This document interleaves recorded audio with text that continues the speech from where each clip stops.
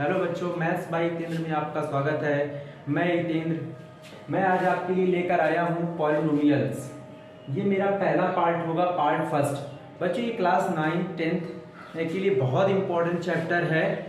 इसको आपको जरूर पढ़ना चाहिए। और सीबीएसई हो, चाहे यूपी बोर्ड का बच्चा हो, चाहे अदर बोर्ड्स हो, आईसीएसई बोर्ड्स का भी हो, तो भी इस चैप्टर को आपको जरूर देखना चाहिए। ये चैप्टर बहुत अच्छा है और बहुत इजीली मैं इसको समझाऊंगा।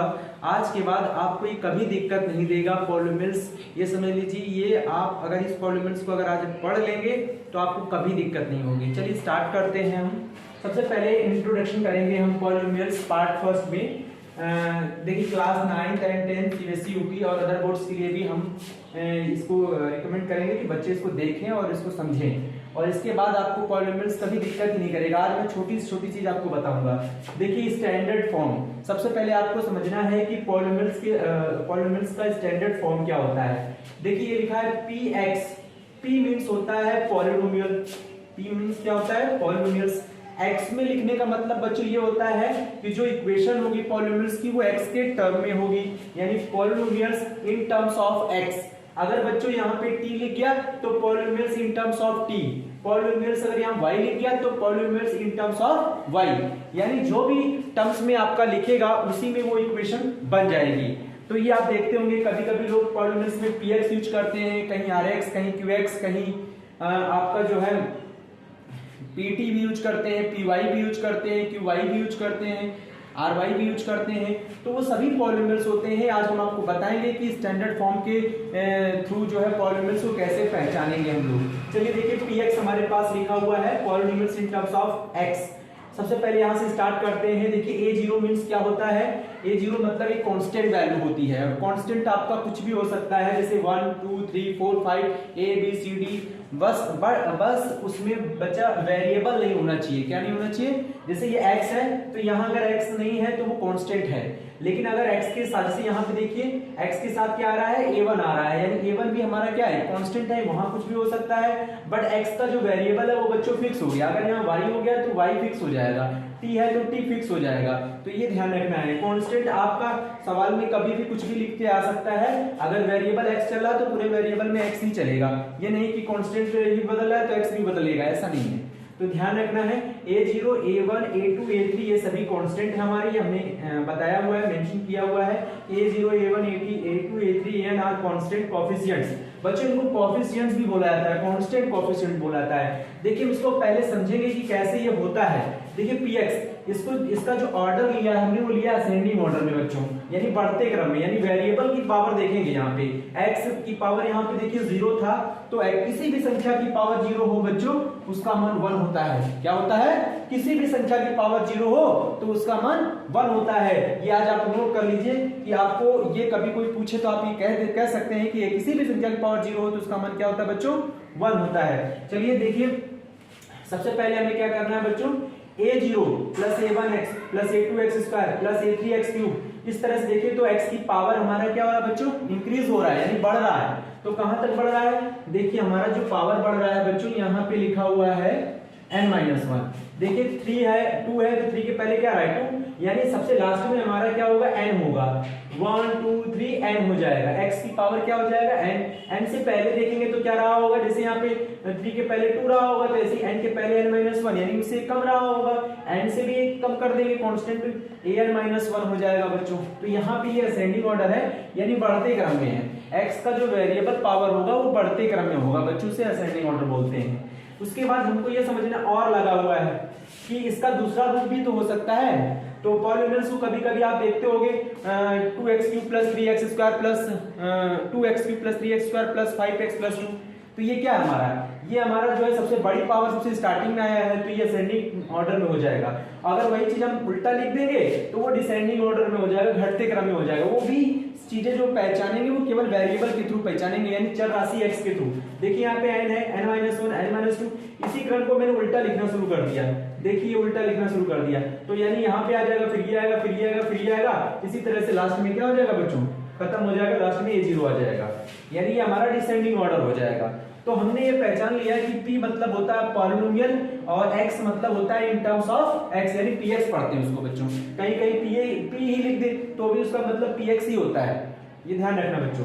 तो p की जगह f भी यूज कर सकते हैं, q भी यूज कर सकते हैं, r भी यूज कर सकते हैं। तो यानी पॉलिनोमियल्स आज हमको पता चल गया कि क्या होता है। पॉलिनोमियल्स जो होता है वो x के टर्म में या तो बढ़ते क्रम में होगा या तो घटते क्रम में होगा, असेंडिंग ऑर्डर में होगा या तो डिसेंडिंग ऑर्डर में होगा। हाँ याद रखिए बच्चों, वेरिएबल आपका बदल सकता है, यहाँ पे py भी कर सकते हैं, pt भी कर सकते हैं। जिस वेरिएबल में वो लेकर चलेगा पूरी इक्वेशन, उसी वेरिएबल में आपका रहेगा, ध्यान रखिएगा बच्चों।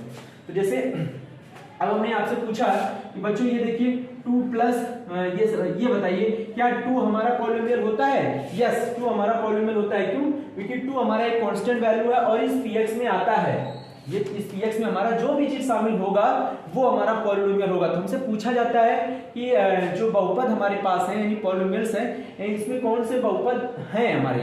तो ऑप्शन दिए रहते हैं कि ये बहुपद है या नहीं है। जैसे 2 है तो एक है हमारे पास x + 2, एक है हमारे √2x है, और एक लिखा हुआ है 1/2x है, एक लिख देगा 1/2x या 1/x। तो बच्चों ये ध्यान रखना है कि कौन से पॉलिनोमियल हैं। देखिए 2 हमारा पॉलिनोमियल है यस। x + 2 यस, इसमें x आ रहा है 2 तो हमारा कांस्टेंट है, ये भी पॉलिनोमियल है। √2x ये भी बच्चा पॉलिनोमियल है क्योंकि x आया हुआ है। रूट हमने बताया ये कांस्टेंट वैल्यू होती है, तो कांस्टेंट आपका कुछ भी लिख सकते हैं इक्वेशन में, √2 √3 √4। तो उस पे हमको नहीं जाना है, हमको केवल अपना x देखना है कि वो x पे कभी रूट नहीं होना चाहिए। याद रखिए बच्चों, कभी √x नहीं होना चाहिए या फिर कभी ऐसे नहीं लिखा होना चाहिए, कोई पावर ऐसे नहीं होना चाहिए। ये पॉलिनोमियल नहीं होते हैं बच्चों अगर ऐसे पावर में चलेगा, क्योंकि हमारा कोई क्रम होना चाहिए x का, या तो x³ x², इस तरह से कोई क्रम ऑर्डर होना चाहिए, या तो असेंडिंग ऑर्डर हो या तो डिसेंडिंग ऑर्डर हो।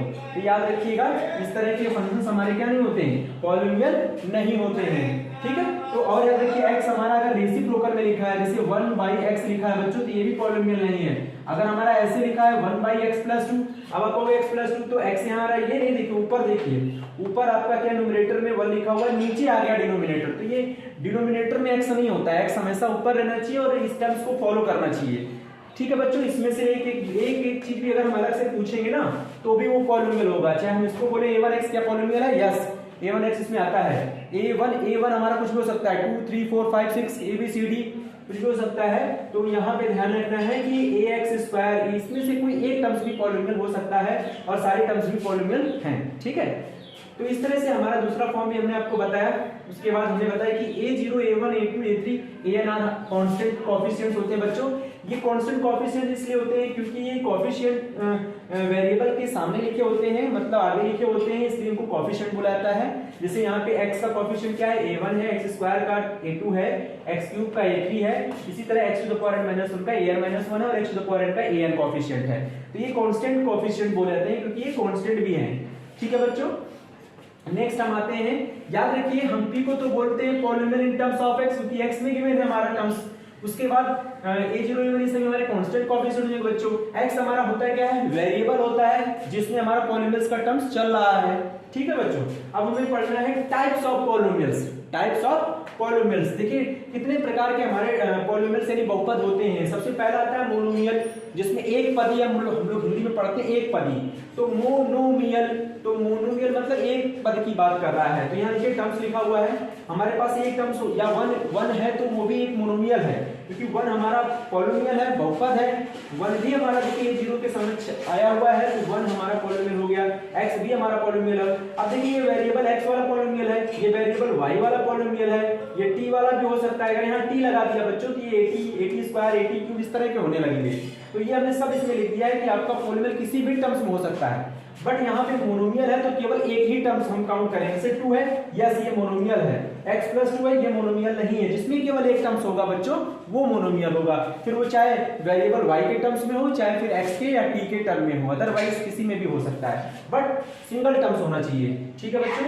उसके बाद बाइनोमियल क्या होता है बच्चों, 2 टर्म्स होने चाहिए हमारे पास, 2 टर्म्स इन एनी वेरिएबल्स। किसी भी वेरिएबल में हमारे कोई 2 टर्म्स होने चाहिए। जैसे देखिए x + 2 तो 1 और 2 काउंट करिए, 1 और 2 हमारे 2 वेरिएबल्स हैं, सॉरी 2 वैल्यूज हैं, तो उसको हम बोलेंगे बाइनोमियल्स।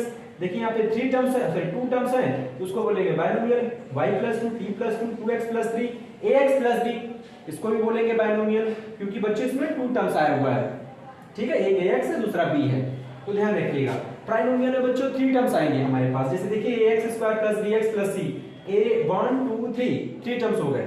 x³ + x² + 2 1 2 3, ये 3 टर्म्स हो गए, ये ट्राइनोमियल है बच्चों। इसी तरह से हमारे और भी टर्म्स होते हैं, बट याद रखिएगा हम जितने भी आप टर्म्स बताओगे पॉलिनोमियल्स के, लेकिन एक चीज आपको ध्यान रखना होगा, a polynomial can have any number of terms but not infinite. उसका ये कहने का मतलब है कि कोई भी बहुपद या पॉलिनोमियल जो है चाहे जितने टर्म्स का हो, बट वो इनफाइनाइट नहीं हो सकता है। इनफाइनाइट का मतलब नहीं बच्चों, हमारा कोई ऐसा चीज होना चाहिए, मतलब पॉलिनोमियल ऐसा होना चाहिए जो कि काउंटेबल हो, यानी गिन सके उसको।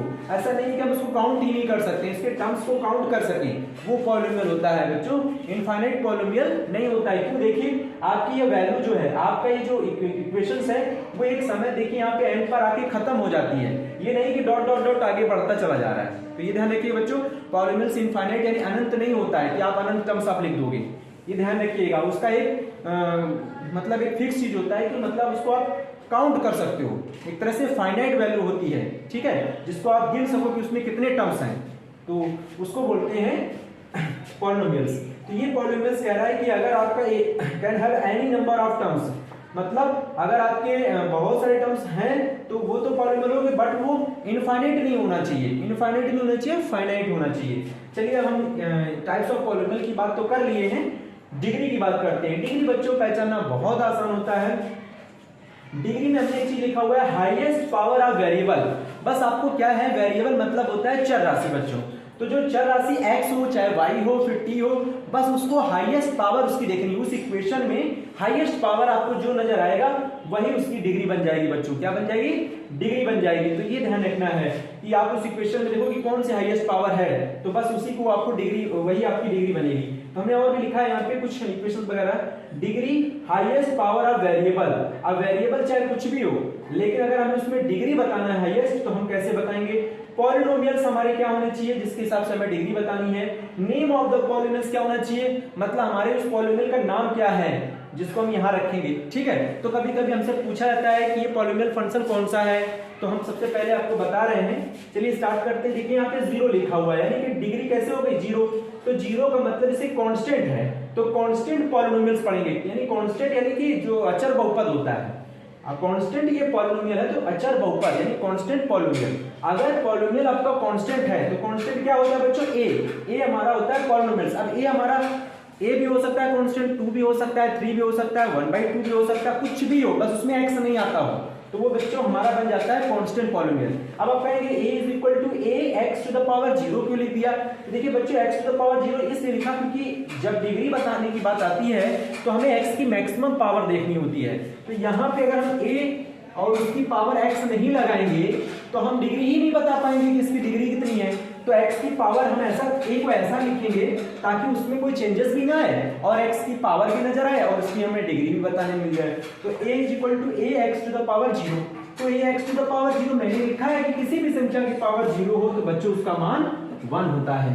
तो x की पावर 0 तो वैल्यू क्या हो जाएगी? 1, यानी a इंटू 1 क्या आएगा? a ही आएगा ना, तो a ही तो लिखा हुआ है। तो a is equal to ax⁻0 है तो कांस्टेंट, तो कांस्टेंट पॉलिनोमियल की वैल्यू का जो डिग्री होगा वो 0 होगा बच्चों। उसके बाद हमने लिखा है 0 पॉलिनोमियल। क्या लिखा है? यहाँ पे 0 लिख दिया तो 0 पॉलिनोमियल, कांस्टेंट लिख दिया तो कांस्टेंट पॉलिनोमियल, लीनियर लिख दिया तो लीनियर पॉलिनोमियल, क्वाड्रेटिक लिख दिया तो क्वाड्रेटिक पॉलिनोमियल, और क्यूबिक लिख दिया तो क्यूबिक पॉलिनोमियल, और बाई क्वाड्रेटिक लिख दिया यानी कि 4th पावर वाली लिख दिया तो क्वाड्रेटिक भी बोलते हैं इसको।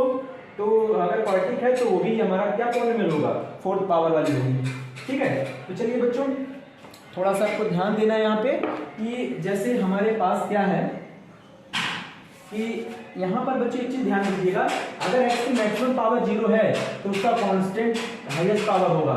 मतलब x की पावर यहाँ क्या है? 0, तो ये 0 हो जाएगा। यहाँ पे लिखा है 0 पॉलिनोमियल, तो आपको देखिए 0 पॉलिनोमियल कैसे बनेगा? 0 का मतलब 0 होता है और 0 into x cube 0 into x square, ठीक है बच्चों। तो उसमें क्या होता है कि आपको 0 को हम कुछ भी लिख सकते हैं, 0 को हम कुछ भी लिख सकते हैं बच्चों।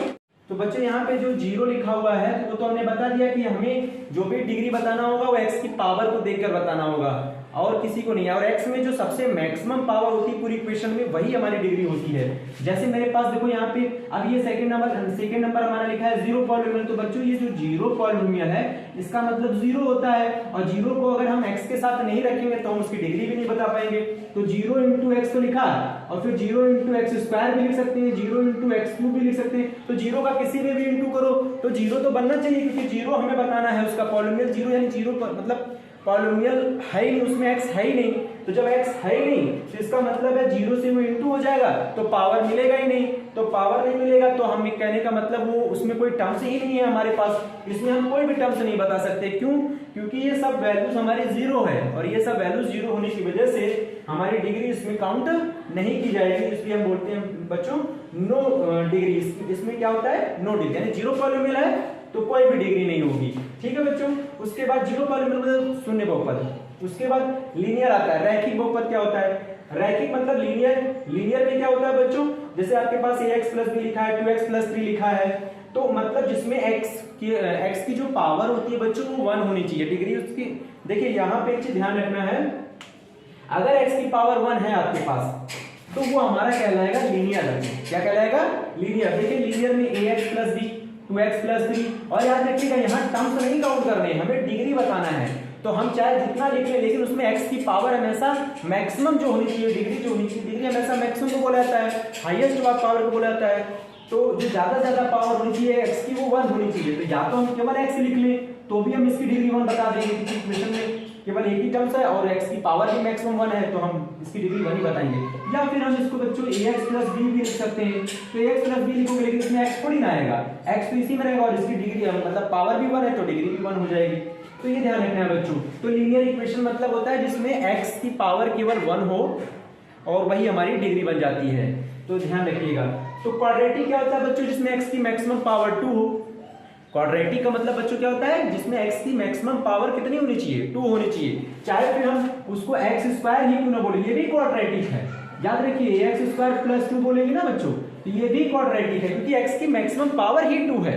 तो जिसमें x की मैक्सिमम पावर 2 होगी वो क्वाड्रेटिक होगा, यानी कि द्विघात होगा जिसमें दो घातें आती हैं। तो क्वाड्रेटिक मतलब ax square plus bx plus c, 2x square plus 3x plus 2। देखिए यहाँ पे x की मैक्सिमम पावर कितनी है? 2। तो ध्यान रखना बच्चों, ये देखिए ax square plus bx plus c, इसमें x की मैक्सिमम पावर कितनी है? 2। तो इसकी डिग्री भी कितनी हो जाएगी? 2। क्यूबिक पॉलिनोमियल में क्या होता है बच्चों? जिसमें x की मैक्सिमम पावर कितनी होनी चाहिए? 3 होनी चाहिए। तो फिर चाहे हम ax क्यूब ही क्यों ना लिख दें, ax क्यूब लिख दें या 2x क्यूब लिख दें या x क्यूब की पूरी इक्वेशन लिख दें, ax cube plus bx square plus cx, जैसे कि यहाँ पे लिखा हुआ है ax cube plus bx square plus cx plus d। तो ये क्यूबिक है क्योंकि इसमें x की मैक्सिमम पावर यानी हाईएस्ट पावर ऑफ वेरिएबल क्या है बच्चों? 3 है। तो हम इसकी डिग्री भी हमारी क्या हो जाएगी? 3 हो जाएगी। अब आता है बाई क्वाड्रेटिक, या हम बोल सकते हैं क्वाड्रिक।